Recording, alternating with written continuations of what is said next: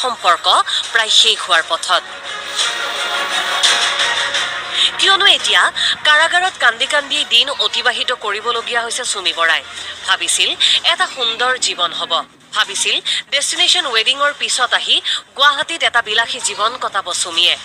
স্বামী তাৰ্কিকক লৈ দেখিছিল অজস্ৰ সপোন। সেয়েহে চাহ বাগিচা কিনাৰো পৰিকল্পনা কৰিছিল দুই স্বামী স্ত্ৰীয়ে। কিন্তু এই সকলো সপোনত চেঁচা পানী ঢালিলে মৰমৰ পাতি লোৱা ভায়েকে। সেই পাতি লোৱা ভায়েকৰ প্ৰতি এতিয়া মৰমে আমুৱাইছে চুমিক। চুমিক আৰু ভায়েকৰ মৰম নালাগে, চুমিক আৰু ভায়েকৰ আদৰো নালাগে, ভায়েকৰ উপহাৰো নালাগে।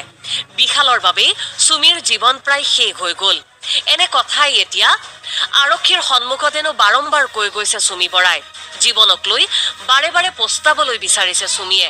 বিশালক প্ৰথমবাৰৰ বাবে লগ পোৱা ক্ষণটোকেই অভিশাপ বুলি গণ্য কৰিছে হেনো চুমিয়ে। কিয়নো পাতি লোৱা ভায়েকৰ বাবেই চুমিয়ে হেৰুৱালে সুন্দৰ জীৱন।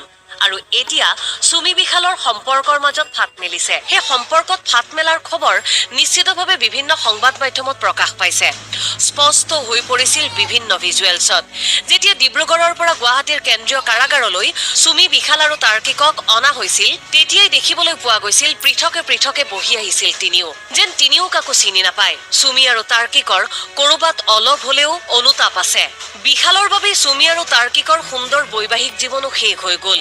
স্বামীকো হেৰুৱালে, সংসাৰো হেৰুৱালে, অলপ অলপকৈ বুটলি অনা গ্লেমাৰো হেৰুৱালে।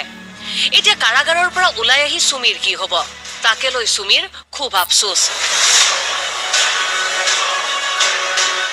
সেয়ে হেনো এতিয়া আৰক্ষীৰ সন্মুখত বাৰম্বাৰ কৈছে, বিশালক লগ পোৱা ক্ষণটোৱে আছিল হেনো অভিশাপৰ ক্ষণ।